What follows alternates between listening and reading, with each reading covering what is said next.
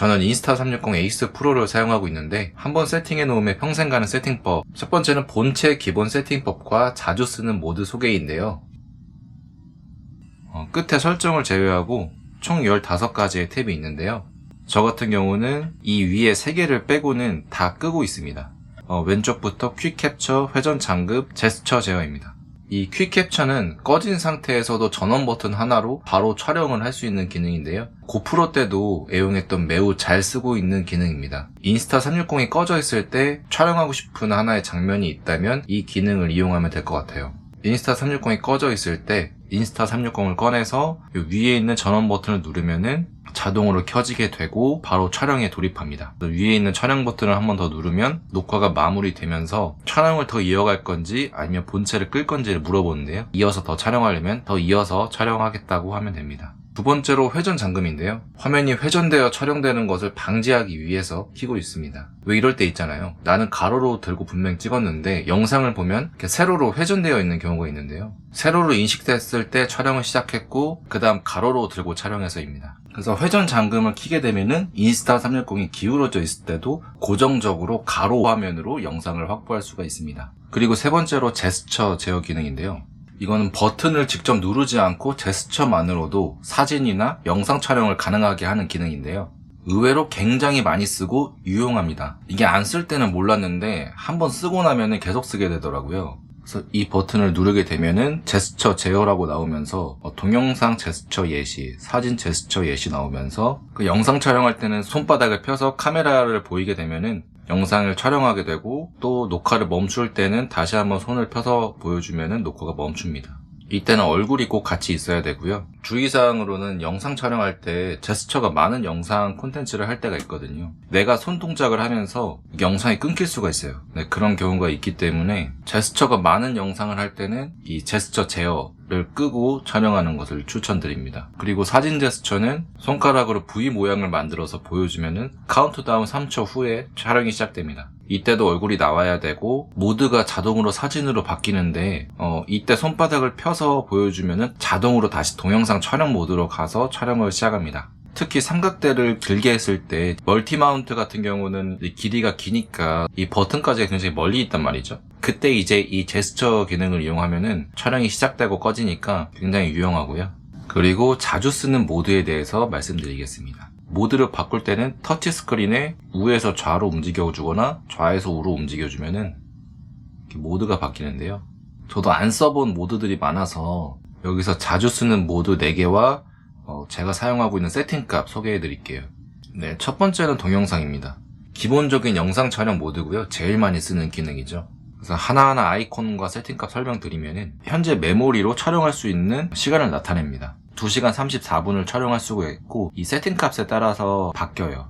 지금 4K로 촬영되기 때문에 용량이 크죠. 만약에 1080으로 했다면은 3시간 반 정도 될 수도 있고요. 그래서 2시간 34분 정도 이 세팅값으로 촬영할 수 있다라는 걸 나타냅니다. 두 번째 HDR 같은 경우는 이 밑에서 위로 올리면은 상세 세팅값을 설정할 수가 있거든요. 그래서 액티브 HDR을 저는 켜놨습니다. 명암 대비를 확실하게 줘서 사물을 더 뚜렷하게 해준다라고 생각해 주시면 될 것 같아요.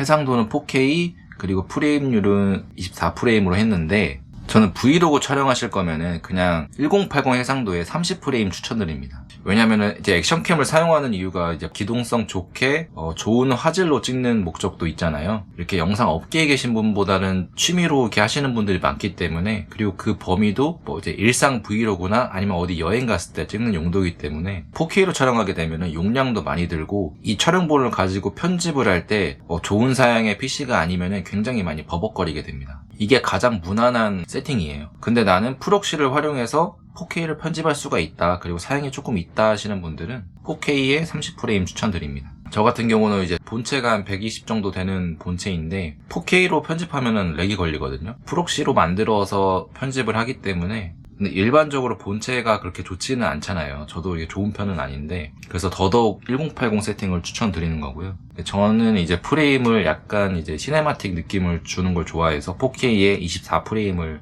그리고 우측 상단에는 배터리 모양을 누르면 현재 남아있는 배터리를 볼 수가 있고요. 이 밑에 있는 거는 EV-1 노출값, 그러니까 그 밝기를 제가 수동으로 -1만큼 줄여준 거예요. 그 이유는 밑에 이제 플랫이라고 하는 필터를 씌웠기 때문인데, 오른쪽에서 왼쪽으로 딱 쓸게 되면은 오토와 수동이 나옵니다. 요거 같은 경우는 필터인데요. 어떤 필터를 씌울 거냐, 플랫이냐, 비비드냐, 퓨준이냐, 라이카냐, 그 상황에 따라서 이렇게 라이딩 할 때 야경, 그다음에 바다. 저는 이제 후보정 할 때 유리한 플랫이라는 필터를 사용하고 있고요. 근데 플랫을 했을 때 약간 밝게 촬영되는 게 있더라고요. 그래서 저는 노출값을 마이너스 1로 해놨습니다. 밝아지죠. 그래서 노출값을 마이너스 1로 조금 줄여서 촬영하고 있습니다. 그리고 매트릭스는 얼굴 우선이냐 아니면 이제 전체적으로 고르게 측광 모드를 할 거냐. 저는 제 얼굴보다는 그 배경을 많이 찍기 때문에 매트릭스로 선택을 했고, 그 다음에 오른쪽은 저조도 안정화. 빛이 없는 저녁이나 밤보다는 저는 주로 오후에 촬영하고 있기 때문에 안정화 기능을 일단 꺼놨습니다. 저조도 안정화가 필요할 때는 또 한번 켜봐야겠죠. 아직은 사용해보진 않았는데 빛이 없을 때는 한번 켜봐야겠어요. 그리고 화이트 밸런스, WB는 화이트 밸런스인데 요건 그냥 자동으로 해놓으면 될 것 같고요. 그 다음에 동영상 선예도, 그 사물마다의 끝에 라인을 얼마나 뚜렷하게 만들 거냐인데, 저는 너무 높음으로 하거나 최고로 하면은 약간 이질감이 들어서 중간 정도로 사용하고 있어요. 이렇게 해서 오토로 제가 해놨고, 요거는 디지털 줌인데 액션캠은 이제 줌 렌즈가 아니잖아요. 이게 확대를 할 수가 있어요.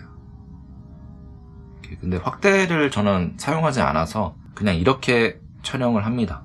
그리고 요거는 광각 렌즈인데 360도 수평 잠금부터 액션 뷰까지 선택을 할 수가 있고, 360도 수평 잠금은 좌우로 해도 360도가 되기 때문에 이게 아무리 흔들어도 그대로 고정이 됩니다. 대신에 그 영상이 만약에 잘리게 돼서 그 테이블이 꽉 차 있죠. 이 광각이 넓어질수록 왜곡이 심합니다. 그리고 45 수평 잠금은 좌우로 움직여도 수평이 좀 유지가 되는 거예요.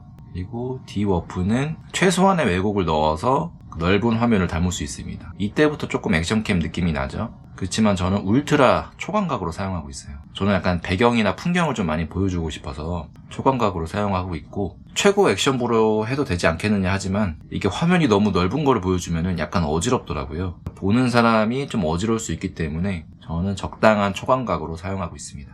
기본 영상 촬영 세팅값 소개해드렸습니다. 다음은 사진 세팅값 알려드릴게요. 네, 사진 세팅값은 형식은 퓨어샷, 그리고 비율은 4:3으로 촬영하고 있습니다. 형식에는 JPG랑 퓨어샷, 그 다음에 퓨어샷 플러스 로우가 있는데, 퓨어샷 플러스 로우는 용량이 되게 큰 걸로 알고 있고요. 퓨어샷은 JPG보다 조금 더 화질 보정이 되고, 하지만 용량은 조금 더 있습니다. JPG는 그냥 일반적인 이미지 형식 포맷이기 때문에 용량이 높지는 않고 그냥 무난한 촬영인데, 저는 퓨어샷으로 세팅해 놓고 있어요. 비율은 4:3하고 16:9를 설정할 수가 있거든요. 일반 모니터에 꽉 차는 비율을 16:9라고 생각하시면 되고, 4:3은 양옆이 잘리게 돼요. 양옆이 잘리는 대신에 상하를 조금 더 담을 수가 있어요. 그래서 저는 사진 촬영할 때 상하를 조금 더 보여주고 싶어서, 그러니까 땅이랑 하늘을 더 보여주는 거죠. 4:3으로 촬영하고 있습니다. 해상도는 더 높은 거 48메가픽셀로 하고 있습니다. 그리고 타이머는 웬만하면 끄고 하고 있고요. 필요한 경우에는 타이머를 주고 있는데, 그 제스처 제어로 V 모양 하면은 알아서 3초가 되기 때문에 타이머는 웬만하면 끄고 있습니다. 그리고 필터 값은 라이카 N80라는 필터랑 노출 값은 마이너스 0.5, 그리고 매트릭스, 그리고 화이트 밸런스 자동으로 사용하고 있고요. 에이스 프로 같은 경우는 라이카라는 카메라 회사와 콜라보를 해가지고 그 라이카 필터가 있어요.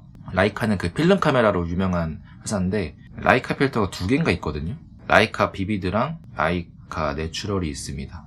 그래도 콜라보, 이 에이스 프로를 선택한 그 값을 하려면은 라이카 필터를 한번 써봐야 되지 않겠느냐 해서 사진 촬영할 때는 라이카 내추럴로 사진 촬영하고 있습니다.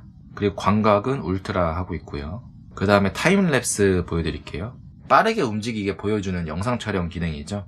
세팅 값은 안정화는 껐고, 타임랩스는 어차피 고정해서 촬영하기 때문에 안정화가 필요 없다고 생각해서 안정화를 껐고요. 그 비율은 16:9, 그 촬영 길이는 무한, 촬영 간격은 0.5초로 했습니다. 이게 뭐냐면은 오른쪽으로 갈수록 더 빨리 움직이는 영상을 만들 수가 있어요. 0.5초로 하면은 적당히 빠르게 움직이는 거, 그냥 일반적인 상황에서 이용하는 타임랩스 그 느낌이 0.5초고요. 그래서 10초를 한다. 그러면은 구름이 빠르게 움직이는 거. 그러면은 일상에서도 이런 거 촬영하면 되지 않겠느냐 하지만 10초에 한번 촬영이 되기 때문에 구름이 움직이는 모양을 10초를 찍으려면은 엄청 많이 촬영해야 돼요. 그래서 촬영 길이를 보면은 여기 예상 촬영 시간이 있거든요. 이 10초 간격으로 5분 찍으면은 그 구름 움직이는 거를 1초밖에 못 찍어요. 그럼 구름 움직이는 거 10초를 보여주려면 1시간은 찍어야 돼요. 그러니까 촬영 간격 10초로 했을 때 1시간 촬영하면은 다이나믹하게 움직이는 구름을 12초를 확보할 수가 있는 겁니다. 그래서 이렇게 예상 시간이 나오기 때문에 어떤 걸 찍을 건지에 맞춰서 일상생활은 0.5초다 라고 생각해 주시면 될 것 같아요. 요것은 플랫으로 해놨습니다. 라이카가 없어가지고 그 영상과 동일한 플랫으로 해놨고, 그 다음에 노출값은 -1, 화이트 밸런스 자동, 선예도 중간 해놨습니다. 요것도 광각은 초광각으로 해놨습니다. 모드가 바뀔 때마다 용량이 자꾸 바뀌죠. 이 촬영마다 세팅값이나 이런 것들이 달라서 바뀌는 것 같아요. 자동으로 이거는 4K네요. 마지막은 슬로우 모션 보여드릴게요. 슬로우 모션 세팅값은 4K에 120프레임. 액션캠으로 이제 고화질로 촬영하는 걸 좋아해서 4K로 해놨고요. 보통은 그냥 1080으로 촬영하시면 됩니다. 4K로 촬영하시면은 컴퓨터가 버벅일 수도 있어서 이제 프록시로 바꿔서 촬영하지 않으면 편집하기가 쉽지는 않습니다. 렌더링 시간도 오래 걸리고요.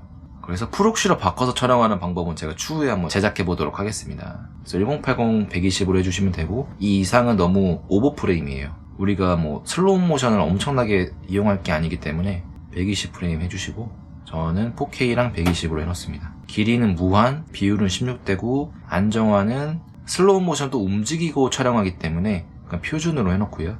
그리고 플랫, 노출값 1, 광각도 초광각으로 해놨습니다. 근데 매번 이렇게 찾기가 불편하니까 자주 쓰는 모드 같은 경우는 이제 즐겨찾기로 설정해 놓을 수가 있거든요. 이 기본 상태에서 왼쪽 버튼 누르게 되면은 이렇게 즐겨찾기로 저장해 놓은 모드들을 볼 수가 있어요. 처음엔 없을 텐데 이 우측 상단을 누르면 퀵 전환을 어떤 것들을 할 거냐라고 선택해 놓을 수가 있고, 1번, 2번, 3번, 4번 이런 식으로 선택을 해서 할 수가 있습니다. 그리고 프리셋도 저장할 수가 있는데, 프리셋은 뭐냐면은 이렇게 모드 변경할 때 여기 프리셋 있거든요. 그러면 이렇게 저는 다이빙 프리셋을 만들어 놔가지고 이렇게 다이빙 프리셋이 뜨죠. 4K에 24프레임, 그리고 필터는 오션 1, 바다에서 촬영하는 필터, 이런 식으로 해놔서 영상 촬영하다가 내가 바다로 갔다 이러면은 프리셋으로 딱 바꿔가지고 다이빙 해놓은 거, 요걸로 촬영을 하면 됩니다. 요것도 프리셋에서 플러스 버튼 누르면 이런 식으로 활동에 따라서 지정을 해놓을 수가 있고요. 브이로그를 하면은 여기에 이제 어떤 것들을 해놓을 건지 기본적인 세팅이 있고, 내가 또 수정할 수가 있습니다. 이렇게 스펙을 어떻게 할 건지 이런 식으로. 그래서 그 외 모드들 같은 경우는 저도 안 써보는 기능들이 많고, 사실 일상에서 이렇게 좀 많이 쓸 수 있을지를 좀 잘 모르겠는데, 이것도 차차 하나씩 한번 써보도록 할게요. 그리고 이번 다음 주에 울릉도를 가는데, 그때 이제 스타랩스 촬영, 이제 별들을 찍을 수 있는 스타랩스 촬영을 해가지고 별 궤적 동영상을 한번 만들어 보도록 하겠습니다. 그래서 결론은 자기만의 촬영 스타일이 좀 중요하다고 생각을 해요. 액션캠을 구매하신 분들은 이제 보통 유튜브용이나 아니면 영상업계 업무용 등으로 액션캠을 구매하실 텐데, 아마 전자가 더 많을 것으로 생각이 좀 들고요. 자기 콘텐츠만의 촬영 스타일을 구축해 놓는 것을 저는 좀 추천을 드립니다. 그래서 내 주력 콘텐츠에 따라서 세팅 값이나 프리셋을 설정할 수가 있기 때문에, 아까처럼 프리다이빙 할 때는 오션 필터, 그리고 좋은 풍경을 보여주고 싶을 때는 4K의 액션 뷰, 시네마틱한 느낌을 주고 싶다면 24프레임 이런 식으로 주력으로 하는 콘텐츠의 메인 값을 이렇게 좀 자기가 생각을 해놓으면은 웬만하면 쭉 사용하거든요, 그걸로. 그래서 상황에 따라서 변화시키면 되는 거기 때문에 그렇게 해주시면은 좋을 것 같고, 이렇게 의미 부여를 하는 이유는 내 콘텐츠에 어떤 정체성이 좀 생겨요. 그렇게 하면은 설정 요소 하나하나가 이제 내가 하고 싶은 그런 설정 요소에 의도된 것들이기 때문에, 이런 의도들이 모여서 나만의 콘텐츠 정체성이 탄생을 하게 되는 거죠. 어떻게 보면 차별화 요소 중에 하나일 수도 있고요. 저는 차별화 요소라고 생각을 하는데, 약간 내가 좋아하는 사람을 하나하나 챙겨주고 싶은 그런 마음과 좀 비슷하다고 봐도 될 것 같습니다. 그래서 이렇게 함으로써 뭔가 내 콘텐츠에 대한 애정이 생기는 것 같고요. 나만의 색깔이 담긴 그런 콘텐츠 만들어가 보시길 바라겠습니다. 감사합니다.